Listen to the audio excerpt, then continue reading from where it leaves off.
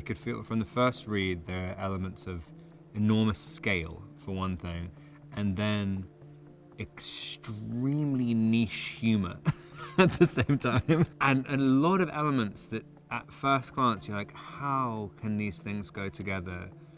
And some parts that feel almost like a dare. And it's just one of those things, it's one of those scripts where I haven't read anything like it in a long time, and I don't think I've ever read anything like it. And then to know that it's someone with his level of pedigree coming to this script, which is in some ways like a farce, like a sci-fi farce. It's funny, I felt like a risk. I mean, as soon as I started doing it, it didn't feel like a risk at all. I mean, Bong just has such extreme certainty about what he wants to shoot and so much confidence. You get into his rhythms really quickly. 일단 그 기본적인 이제 사이파이로서의 컨셉트도 되게 재밌었지만 그 소설에 있는 어떤 그 인간적인 되게 휴먼 인간의 어떤 마음과 인간의 본성을 건드리는 부분들이 재밌었고 또 거기서부터 어떤 많은 블랙 유머나 여러 가지 재밌는 그 감정들을 끌어낼 수 있겠다는 확신이 들었기 때문에 하게 됐던 것 같고요. 그래서 사이파이지만 사이파이가 아닌 것 같은 느낌? 너무 인간적이고 인간 냄새가 나기 때문에 그런 걸 하려고 했었던 것 같아요. It's just the most incredible world. It's so wild. There is nothing like it.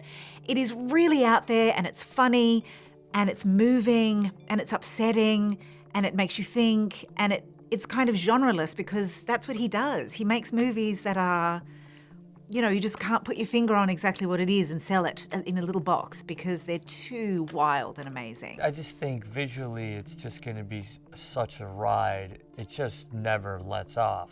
There's a lot of humor, and it's a satire, and it's a space movie, and it'll have all of the effects that we come to expect from these movies, but it's in a Bong with a social sort of satirical message. It was really pretty much the first day of shooting. The sets were just so incredible, and it just felt, it's this strange combination of feeling like a huge, totally immersive set, and just has enormous, that scale that's in sci-fi movies. Oh man, that's been the best part of this, is seeing what has been constructed. I saw a picture of the ice crevasse, and that was incredible. I think overall, this, like director Bong, is all about attention to detail and a feeling of immersion. And so for me, I have been off and on, in and out.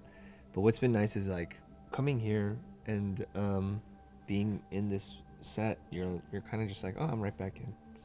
It's not too hard to like imagine. We're not on a green screen. So I appreciate that.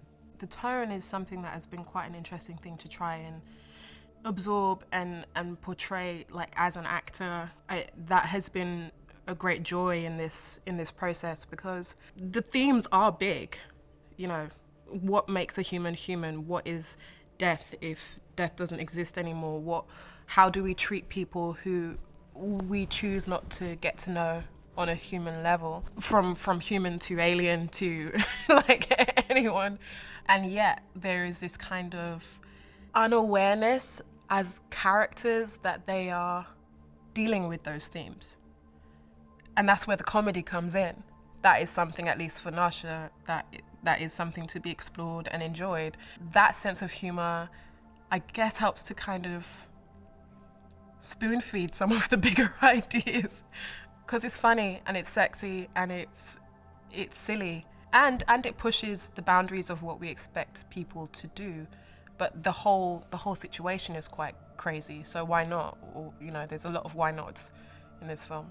Mickey is a deceptively complicated character. He has quite specific desires. He's quite innocent and naive in lots of ways. He doesn't really have a lot of self-confidence, and it's kind of the story about him finding his own autonomy in some ways. It's a horrendous story for Mickey. I mean, it's an absolutely horrendous life.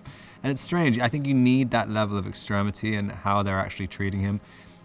And it starts to highlight the heroic aspects of his character, because it's just interesting having a hero who just is incapable of seeing themselves as a hero. I mean, he's literally, he doesn't value himself at all. And so it's to the point where it's a pretty extreme fault in his personality. 제가 이제 물론 이제 스크립트를 시나리오를 쓰고 그 캐릭터 묘사들이 많이 거기 스크립트에 담겨 있었지만 그거를 진짜 정말 살아있는 사람으로서 풍성하게 이렇게 리치하게 만들어준 거는 100% 랍이죠. 그 랍이 그러니까 로버트 패틴슨이 거기에 추가한 여러 가지 아이디어들, 다듬어낸 디테일들, 특히 미키 18 쪽이 더 그런데요. 그런 것들이 정말 풍성해요. 그런 것들이 없었다면 아마 지금의 미키 캐릭터가 만들어지지 않았을 거예요. 그래서 배우 본인이 스스로 뿜어낸 어떤 영감들과 아이디어들이 되게 많이 그 영화에서 보여주고 있고요. 그게 어떻게 보면 영화의 매력이죠. It'll be a film that kind of keeps you guessing, keeps you thinking. I think after you're kind of beholden to the spectacle, especially when you look at the design and look at like all the little details that went into it, you're gonna see such a beautiful, big film, an original film that maybe we haven't seen in a while. There's a lot of thematic things in there that are really present and really of the time. There's the theme of colonialism.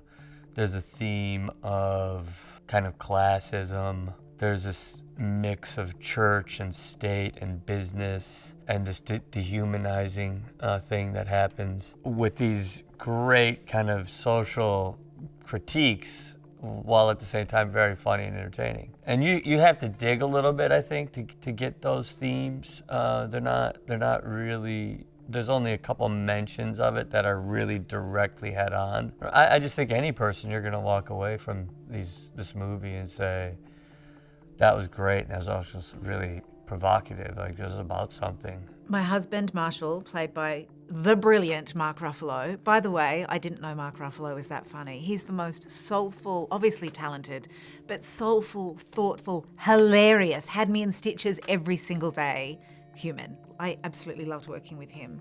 And I love all of our staff. And Bong was so clear about how he wanted us to be this like cute little couple, even though he's very much a bit of a dictator and doing horrible things and creating terrible rules. And he's just, you know, the worst kind of failed politician. And he's in charge of this ship and he just has, you know, a list of ridiculous ways that these poor people who are trying to create a better life for themselves have to exist. I think everyone had the same feeling that I had, where it's just you feel extremely free. Everyone was having, you know, it feels like there are not a lot of rules for what you're allowed to do in the performances, and so like everyone was having tons of fun. Yeah, it's one of those. Yeah, it's a really, really fun job where you're kind of laughing hysterically at things. I mean, it's just some of the stuff I was just watching Mark Ruffalo doing. I mean, it's just I just never thought you would see it. I mean, it's kind of. It's absolutely bizarre. I mean, to see Mark with a pompadour in a sparkly suit running around after a stuffed penguin chicken around a cafeteria, shooting it with a magnum. 로버트 패틴슨이라는 되게 매력적인 배우가 있기 때문에 관심을 끄는 거 아닐까요? 근데 농담이 아니라 정말 이 영화에서 되게 새로운 모습을 보여요. 여지껏 보여준 적이 없는 랍의 모습이 있고요. 그게 또 되게 매력적이고 그게 영화의 어떤 스토리나 주제와 아주 자연스럽게 하나의 덩어리를 이루고 있어서 되게 매력적인 지점인 것 같고 그냥 관객들이 되게 하나의 사이파이이면서 코미디이기도 하면서 또 인간 휴먼 스토리이기도 하니까 그냥 그 자체로 편안하게 즐겼으면 좋겠어요. 그리고 이제 영화를 보고 집에 갈 때 인간이 인간이려면 도대체 어떻게 해야 하는 것인가? 인간을 인간답게 하는 건 뭘까?